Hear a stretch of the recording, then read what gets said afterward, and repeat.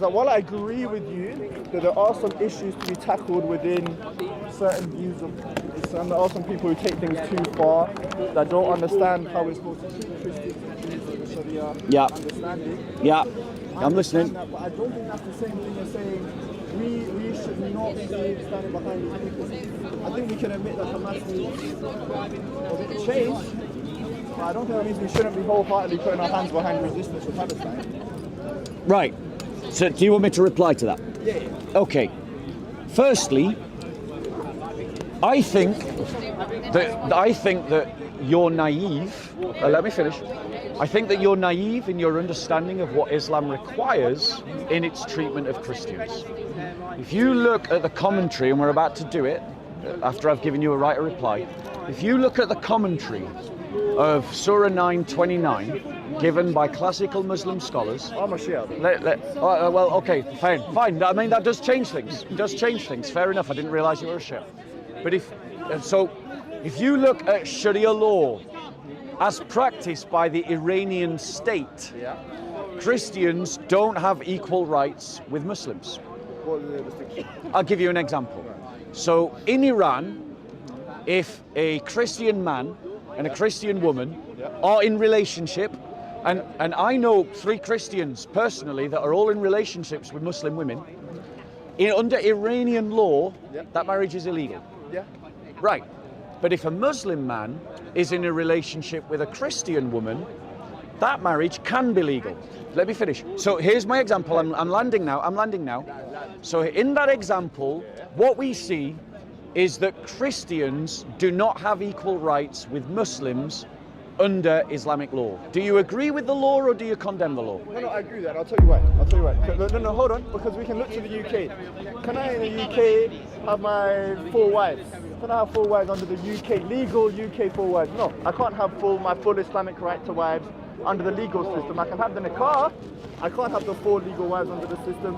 I can't also just slaughter a goat for Eid by myself. I can't do these certain things too. There are certain things within any law of the land you're not going to be able to do. I don't think Christian women not being able to date Muslim men or things. I don't think that's like a real. I mean, that's Islam. That's the teachings. That's like saying with anything within the religion. Okay, so let me reply to your point. Right, it's very well made. Yeah. But what you've missed is that under a law like that, a Christian cannot have 4 wives either. Yeah. No one can have 4 wives. In other words, what I'm saying to you is that Christians, according to the Old Testament, and we inherit that philosophy, believe in a principle of equality under the law. In other words, I believe that there should be one law for everyone. But let me finish. I didn't interrupt you. Sorry. But under Sharia law, there's one set of laws for Christians and another set of laws for Muslims. Yeah. And these laws treat them differently. Let me give you another example. Right. In Iran, if a Christian wants to become a Muslim, that's legal. Yeah. But if a Muslim wants to become a Christian, that is illegal. Yeah, there are hangings of Christians that are happening in Iran. Yeah. And therefore, once again, we see that Christians are not under equal treatment under the law. So your argument is not valid, because I am just saying to you that Christianity is better, because in Christianity, you would be governed by the same law that governs me and they'd be identical. But if you had your way, I would be treated by a separate set of laws than how you would be treated, that would place me at a disadvantage. See, that just brings to the question of, is this idea that we should all have such a liberal world government really the thing that we need? Because as you can see, the Western philosophical tradition, I'm sure you're familiar, they start privileging epistemology over metaphysics. They go away. We get atheism, we get this existentialism. And what has this done for the majority? Me and you both believe there's certain conditions to go to a place called heaven, right? Yeah. Now, has this wave of atheism, this wave of liberalism, this freedom, has it opened the doors for more salvation, or are more people than ever rejecting a religion and going to hell? Right. So your first mistake is thinking that I'm a liberal. I'm not a liberal. My politics aren't liberal. All right, go on, give me So I don't believe in the Enlightenment settlement. Okay. I don't believe that Christians should get in bed with liberalism, Okay. right?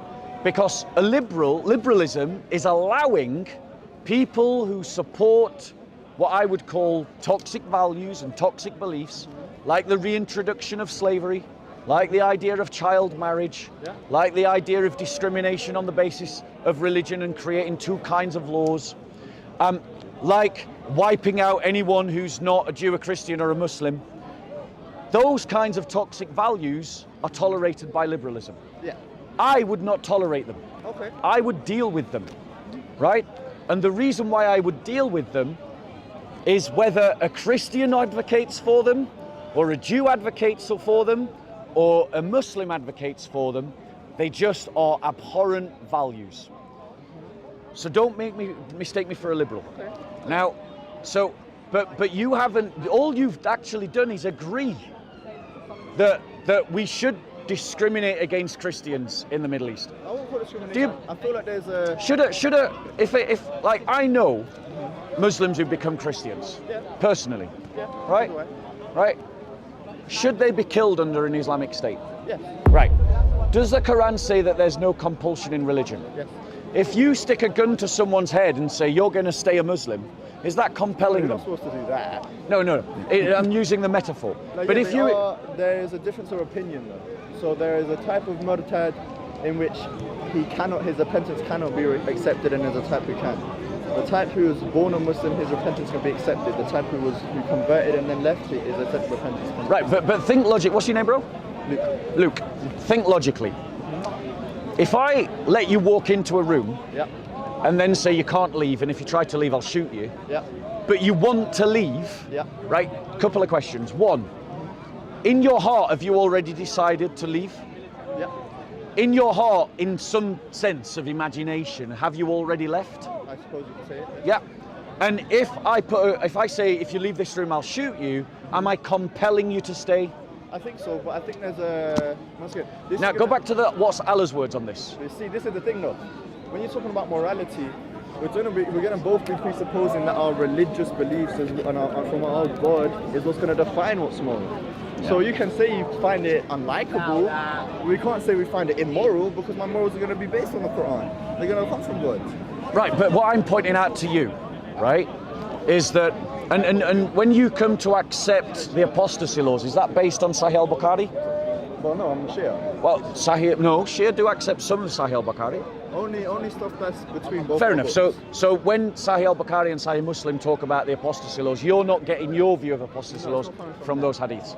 So Muslims have no agreement about where this idea is coming from. I'm sure we have some stuff on it, but it's just nothing. I haven't read the particular. Okay, I just want to point out to you that Muslims can't agree about their hadiths. Oh, we know that. Yeah. That's right.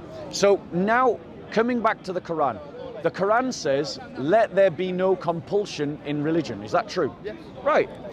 But you've already admitted that the apostasy law is a form of compulsion. Kind of. Can you see the contradiction? Kind of, but what I'm going to say Where's my analogy of the room flawed? No, I don't think it's flawed. I think you're correct in saying if people want to leave, they're going to want to leave, regardless of whether you hold them there or not.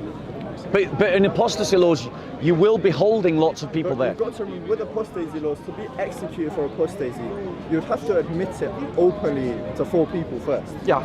You wouldn't just be like sitting in your house being non-religious and they're gonna kick down the door. That's not gonna happen. I can understand what you're saying, but also within any society, there are certain things that, hey, if they're against the law and no one sees you, it's fine. Yeah. It's fine. Yeah. You know, doing drugs is illegal.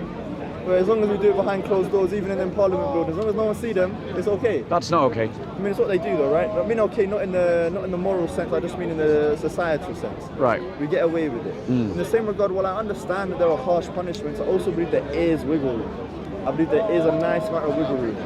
Let me ask you this question. Yeah. So going on what you're saying, you would be happier if Muslims pretended to be Muslim in the mosque, pretended to be Muslim at Ramadan, without actually being Muslim. No, don't have to do any of that. Right. But you're happier if people just pretend to be Muslim rather than be actually Muslim. No, what I'm saying is if they want to leave, but you know they want to be respectful and be chill and not say anything crazy, and they just mind their business and have a general cultural garb, I think that's fine. Right. So just think what you've committed yourself to because of Islamic teaching. you've committed yourself to hypocrisy. What's hypocrisy? Do you know? Yeah. What is hypocrisy? Saying one thing and doing the other. Exactly. So Islam has led you to the point where hypocrisy is preferable than sincerity. Maybe. Because, yes, exactly, not maybe, really. Because you're defending hypocrisy. I'm moving because the sun getting right in my head. So I'm using your head as a shadow. So my point to you is, Christianity has a better way for you. Jesus said, let your yes be yes and your no be no. In other words, you say what you speak, you speak what you think, and you think what you say, right? And that you act in a way that accords to what you believe. James, in his epistle, states that, his epistle states, it's not what you say you believe, it's what you do that says what you believe. Yeah. So in other words, if you say that you're a Christian, but you don't do any Christian things... I'll show you my faith in my work. Yeah, exactly. So my point to you is, which do you think is better as a system? That which encourages sincerity, or that which cultivates hypocrisy? I don't think it cultivates hypocrisy. I wouldn't say that. What I would say is there is going to be people who don't fit under the system that are going to flip through the cracks, unfortunately. I will admit that. But I think that's true of any country that has a certain popular cultural thing or a religion. I think that's true. When people fall outside the cracks, they get exiled. Yeah, I think that's a relatively true thing. I think that can happen even in Christian nations. I think that can happen in Jewish nations. I think this idea that it's just the Muslims who ostracize those who step out the faith, I think that's going to be false, undoubtedly. I'll admit, in this lovely Western country, yeah, maybe we're a lot more peaceful about it. But I think if a lot of people had it their way, no one would believe in their religion that they think is true. So I think the main thing I'm going to really say to that is, I understand your point about you saying, but I'm just really saying, if people mind their business and they don't do outward haram, even upon leaving Islam, if they don't walk around saying, oh yeah, Allah's not real, or I don't believe in Muhammad anymore, which I don't need to do. What did you learn to disrespect women? Oh no, it's because she was shouting. You're chatting now, Muhammad in, Muhammad that. That's how you treat Yeah, women? I lost my temper a little bit. You lost your temper, that's what you learned? I lost my temper as well. I wouldn't fucking By the way, break your that's teeth. her husband. Yeah? Yeah, and I said sorry. I am sorry. That's not how you speak with I'm a just- woman. I was just She shouting. said nothing. Before you jump to in, you. this brother insulted his wife. I am sorry.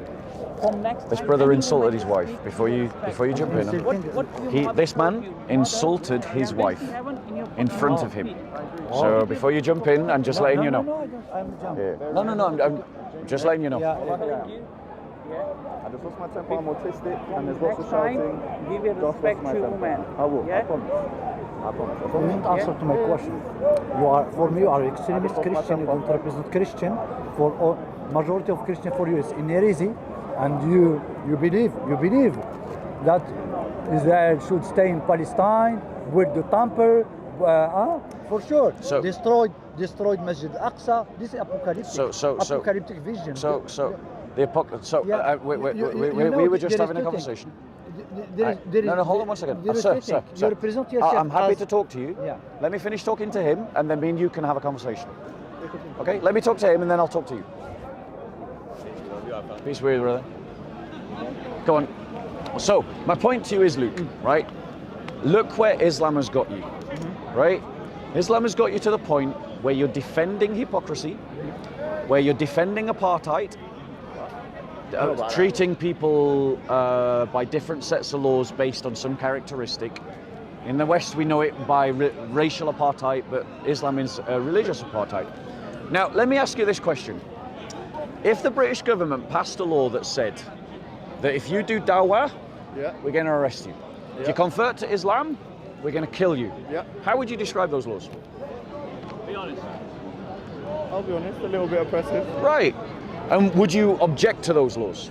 Yeah, but only once again, because this is where the question, we really need to discuss philosophy more than anything, because always going to come down to the question is, whose God exists and who's got the moral high ground, essentially. But the thing is, our conscience allows us to learn truth, right? Yeah. So if we meet something that our conscience kicks against, whilst our conscience can't decide the matter solely on its own, Yeah. we should factor in what our conscience is saying. Because I agree. God created our conscience. Me and you could argue about which book is true, Yeah, but we can't argue about the fact that God created our conscience. that's true. And our instinct is to believe that people should treat us justly. which means that God has put into our conscience the idea that we should treat others justly. I agree. Because of the law of reciprocation. I agree. Like when you apologize to that woman, Yeah. I apologize to you. Do you see my point? So my point is to you, bro, is that when you say to me that I don't want someone to pass those laws against against Muslims, you should recognize that your conscience is telling you that you shouldn't want those laws to be passed against Christians. And if some other force, some other authority or influence is making you go against your conscience, then you should recognize that that isn't from God. So it's a question of epistemology. You wanted a philosophical conversation, you've got one. No, I'm glad. I mean, look, this is the thing. Our moral intuitions can say a lot of things. Yeah. But it doesn't make them all true. Our feelings are not always true. So what I could see, it could seem to me that X, Y, Z feels immoral. It might not necessarily be so, vice versa. Like, for example, is it immoral to kill an ant? Depends on the context. Just in general, if I see an ant, is it wrong if I just squish it? Yes, but it's not a terrible wrong. It's not terrible wrong. It doesn't really matter about anything, but you still feel like it's really wrong. You feel bad, like killing a spider. You feel really bad about it, but it's not a real... It's a wrong, evil. but it's not a terrible It's wrong. not a terrible evil, right? So intuitions aren't going to always justify... But my point to you is that if you recognize that if anyone passed these laws against Muslims, that would be unjust, then your conscience has allowed you to see what justice looks like. And justice is from God. Yeah. Right. So and God has given you a conscience so that you can find justice. Yeah. Right. So if your conscience tells you that if someone does this to the Muslims, it's wrong, then you have identified what justice looks like. And therefore... I agree, you got me there. Yes, You got me there. there you go, got me you there. see. I'm not dishonest. Right? Yeah. So therefore, if you've identified what justice looks like, you should pursue that. And if pursuing that leads you away from this book and to another book, then you should follow that path. Right? And Islam contradicts that concept of justice. The Bible, remember when we were having this conversation, I said the same law for everybody from the beginning. Yeah. Right? So that means for me that refugees who just arrive here off the boat should be entitled to all the same rights as a citizen. Okay, I agree with that. From the beginning. I agree, yeah. Right? Yeah. But they're also subject to all the same expectations. Okay, I can agree. From the beginning. I can agree. Right. That means that I can only have one wife.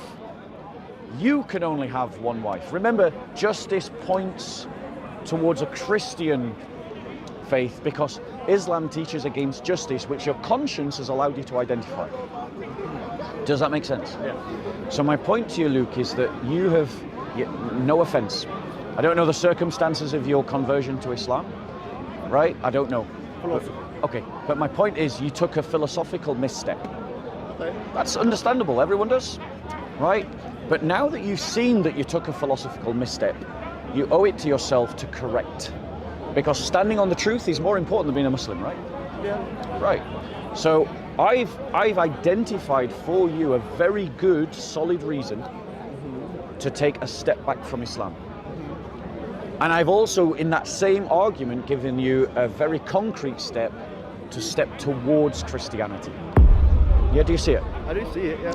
Are you ready to follow that through to its logical conclusion now, or do you want time to think about it?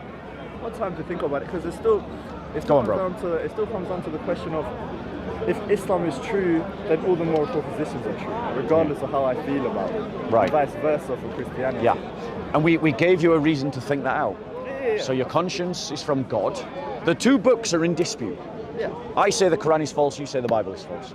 But what we both agree upon is that our conscience is from God. Right? And our conscience is God's tool to help us delineate justice from injustice. Yeah. So when we encounter an injustice against ourselves, we encounter an injustice against anyone. See, look, if it were up to me, if it was my ijtihad, okay? If it was my ijtihad, Yeah. there's one important ayat in the Quran which Yeah. I think people ignore a lot. Let's go to it. Me, I'm a bit of a Gnostic guy. I like to look at the inner things, less so the Yeah. Sharia is. Where am I going? I think. Oh, I don't remember the ayat. All right, just tell it then. But it's where it says that between the Jews and the Christians and the Muslims, we should race to do good deeds. Yeah. Afterwards, Allah will let us know of our difference. Okay, I know what you're talking about. So for me, if I were to make ijtihad, if it Yeah. got to me on the Sharia, I would take that into heavy account. That's what I Right. would say. Because I think it's complicated. But Yeah. I don't think it's as simple as the outer Right, law. but think about the logic of that argument, right? Shall we go to the verse? Yeah? It might take us a moment to find it. I think it's in Surah An-Nisa, it might be. Surah 5, innit? Surah Ma'idah, yeah. If you wanna- 5. Let's go there. Surah 5, I think, is it 47 to 48? Right, because the thing is, if you're really gonna take this passage seriously, there's nothing stopping you from becoming a Christian. Why? I'm gonna show you. Why? Right? Okay, right, listen to it. Listen, we'll read the whole passage, right? Yeah. So I'm going to give you a Quranic reason why you can become a Christian. Why? Okay. So the passage goes this. To thee we sent the scripture in truth, confirming the scripture that came before it. So that's to Muhammad, we sent the Quran, confirming the Torah and the Injil, yeah? Yeah. Right? Before it, and guarding it in safety. So judge between them by what Allah has revealed. So in other words, make your judgments amongst the Jews, because this is when he was in Medina, Yeah. based upon the Quran or the Torah, Yeah. right? And he goes on, and follow not their vain desires. So like you got to stick to the scriptures, not what you want. Yeah. Diverging from the truth that have come to thee, the truth that has come to thee. Listen to the next bit. To each among you, that's the Jews and the Muslims at this point, Yeah. because it's in Medina. To each amongst you have we prescribed a law, Yeah. an open way. If Allah had so willed, It would have made you one. yeah, let's go, keep going. If Allah had so willed, he would have made you one. A single people, one ummah, Yeah. right? But his plan is to test you in what he hath given you. So strive as a race in all virtues. Yeah. The goal of you all is to Allah. That's all, Jews, Christians, Muslims. Yeah. It is he that will show you the truth of the matters in which ye dispute. So if you take that passage seriously, Yeah. the Quran has affirmed that Christianity is the truth. I don't disagree. See, this is what I'm saying. It's Right, not- now hold on one second. Christianity is the truth, and I have shown to you that Christianity is a better way to find virtue. As someone who takes Allah's command seriously, you should follow the course of the race that leads you to most virtue quickest. Yeah. And that means following your conscience. Yeah. That means leaving Islam and becoming a Christian, which is not rejecting Allah. It's being on the quicker path to virtue, because Allah said Christianity, Judaism, and Islam are all true. Do you get the argument? I do get the argument. Yeah? Now that's using the passage you brought up. Yeah. Well, like I'm saying, so for me, there's a, how do I put it, like an inner reality. so to Go on. speak. Yeah. So the Sharia, that's the outer thing. It's a very Sufi idea, the outer and the inner, right? Yeah. So for me, I don't think we need to treat people of the book in the way we do. I don't think we need to be as harsh as we are. I think Muslims are a bit harsh, I will admit. What? But their harshness is coming from Islamic Sharia law. Think about it. Instinctively, do you want to own a slave? No. Right. But Sharia law permits you to own a slave. Instinctively, do you want to... So do one of the popes. The thing is, Papal bulls. right, when you look at those papal bulls and Yeah. compare them to the teachings of the New Testament, they don't correspond. That's what I'm saying. Right. But Muhammad in the Quran permits slavery. Yeah. But I'm Right. saying that's in line with what he believes God is telling you. But you've got and I know he's not infallible, only when he's ex-cathedra the Pope's infallible. But still you've got a Pope giving moral allowance to a form of slavery, which, as you admitted, is not in the Bible. So Agreed. You've got this great important leader, and he's saying it's fine to do this chat. Well, but all that shows is that there are good Christians and bad Christians. Yeah, but it's a Pope. Well, again, there are good Christians and bad Christians. Yeah, but The it's, Pope- I'm not talking about general opinion. It's the Pope, though. Again, just there are good Christians and bad Christians. In this case, the bad Christian is a pope. There's Why been does that loads even- of bad popes. why does that Have happen? you never learned about the bourgeois? No, I'm familiar, but Right. I mean, I don't like to say the popes are some great evidence. But my point is, like, anything. rather than I could point to bad imams, Yeah. right? But that doesn't invalidate Shiism. I mean, it would be valid if there was a real critique of one of the 12 imams. Right, but my point to you is that, I mean, I've got moral critiques of Muhammad left, right and centre. From our books or from their books? Well, that's the point. They're mainly from Sunni books, to be fair. Mainly from Sunni our books. Prophet sallallahu alaihi wa sallam is spotless in our tradition. Right, well, right. So, I mean, but the issue is, would you say it's more virtuous not to own a slave or than to own a slave? Same as Muhammad sallallahu alaihi wa sallam said, it's more virtuous to free them. Right. So it's more virtuous not to own slaves, right? Yeah, right. Which is what we said. Okay. Yeah. Did Jesus own a slave? No. Did Muhammad? Yes. Who's the more virtuous? Jesus. Right. So who's the better moral teacher to follow? I think they're both infallible, so... Hold on. We've just agreed that to not own a slave is more virtuous than to own a slave. Yeah. That Jesus didn't own a slave, but Muhammad did. Therefore, Jesus is more virtuous. You've just got to be consistent to your logic. But you have to be consistent So to what a slave who is better to follow? I still think Muhammad's better to follow. You still think so? Ali. Right. Let's have another a crack at this. Is it better? I mean, for instance, in Sharia, in Shia position, did Muhammad marry Sophia? Yeah. And was that after the destruction of the Banu Quraysh? Yes. And was that after she had seen her father and her mother and her children, like her family destroyed? She loved the Prophet, though. Right. Do you know what hostage syndrome is? Yeah, I know what Stockholm syndrome is, but Stockholm, yeah. I mean, claiming that is just I can see why one would make that claim, but it's one of those historical claims that can't be But verified. think like a logic. Luke, you strike me as an intelligent, thinking human being, right? If your family has just been destroyed, just use yourself, Yeah. right? If your enemy has just destroyed your family and take you prisoner, are you gonna love them? No. Right. But let's say that you're their prisoner for 20 years. Do you think you might love them then? Probably. Right. So Sophia, and any account of her loving the Prophet, was immediately out of necessity because her life depended on it. I think it's the other way around. I mean, Or it was because she was a hostage for her entire life with no hope of escape. well, no, we wouldn't say that, because the thing about Sophia is that she was married because she was vulnerable, not because she was like being forced to.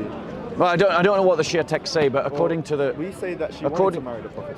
yeah. But the thing is, you've got to recognise, bro, that like people back in those days, women, particularly women, you see this in the Crusades, Yeah. right? When the caravan of the Crusaders looked like it was going to get overrun, the women were so terrified of just being destroyed, murdered, that they would beautify themselves in the hope that they could be taken as a slave, because their fear of death, right?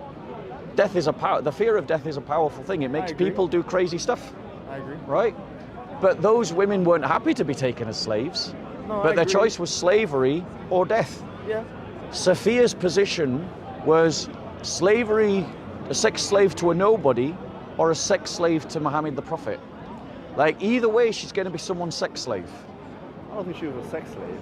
Her choice was sex slavery or marriage to the Prophet. I think it's easy to paint things out in this regard. I don't know if it's all quite like that. Okay, I don't know what the Shia sources say, but in the Sunni sources, it says that someone guarded the tent. Yeah, I don't know any of that. All right. But my point to you is, Luke, which I find that repugnant behaviour. Like, if someone did that to your mother, it should be condemned. Yeah. Right, yes, you said, yes. I don't believe that's what's happening in that But scenario. well, I mean, you're going to have to provide the evidence to say otherwise. I mean, our reason is just going to be, once again, you're right in the fact that she had to get married. Women are viewed as contingent upon men, but I mean, that's the same for Christianity. No woman is complete and whole unless That's she is married. actually not true in the Christian faith. Well, Augustine says that women are not the image of God, but only the image of God when married. That's on the Trinity. Augustine believed, well, hold on And one second, Aquinas- let me correct you. Go ahead. Both Augustine and Aquinas believed in the idea of celibate females, Yeah. which means that from the Christian perspective, they are complete as women, So why independent does of men. Augustine say that then? Right, but the image of God question, he's sort of repeating after Paul. Yeah. This idea that man is the image of God and women is taken from the rib and the likeness of man. Yeah. Right? That he's working within that tautology. He's working within that paradigm. Yeah. But that isn't the same, because bearing in mind, in Genesis, it says that male and in the image of God he created them, male and female. Sorry, male and female he created them. In the image of God he created them.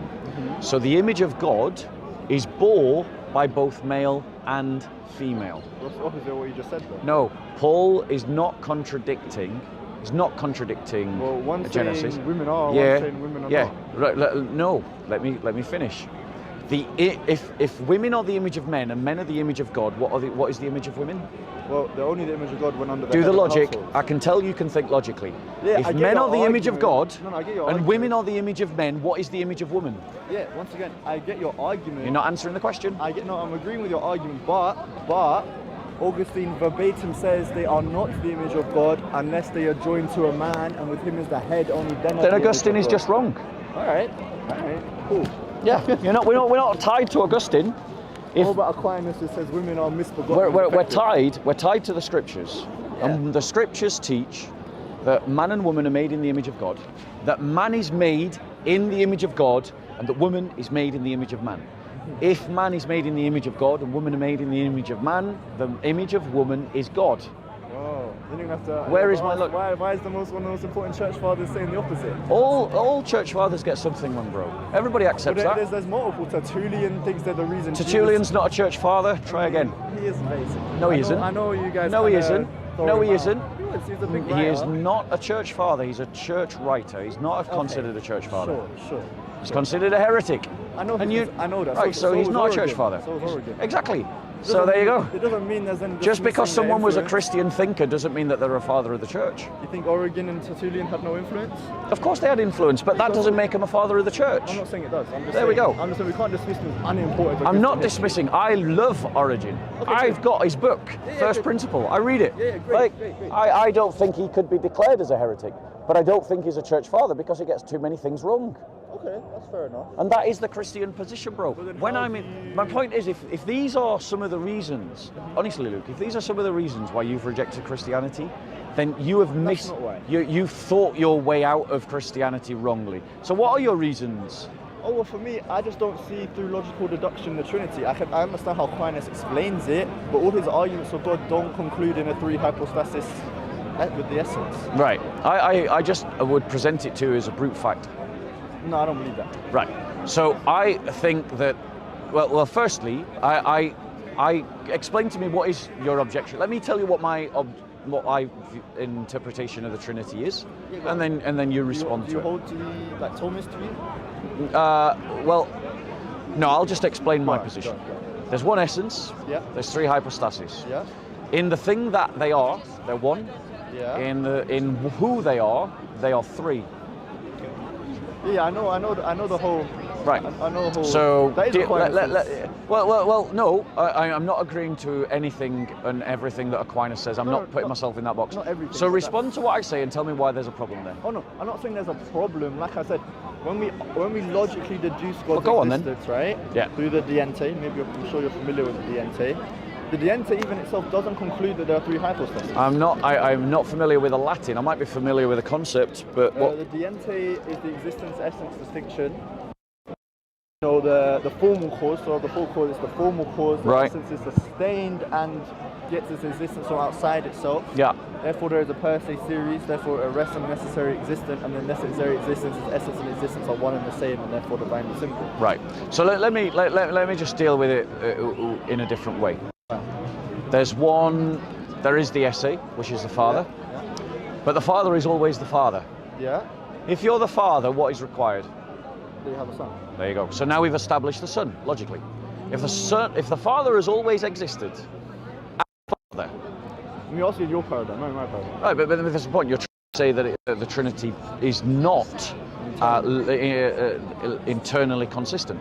No. I'm not saying that. I'm just saying I don't see how from rational argumentation we go from. Well, deal with my essence. rational argument. Yeah, that's what I'm saying. I'm not signing up to Aquinas. Just deal with me. No, I'm saying I know how the whole hypothesis. Right, well, let's think it through then. Is a predication. Well, let's think it through then. Together, let's think it through then.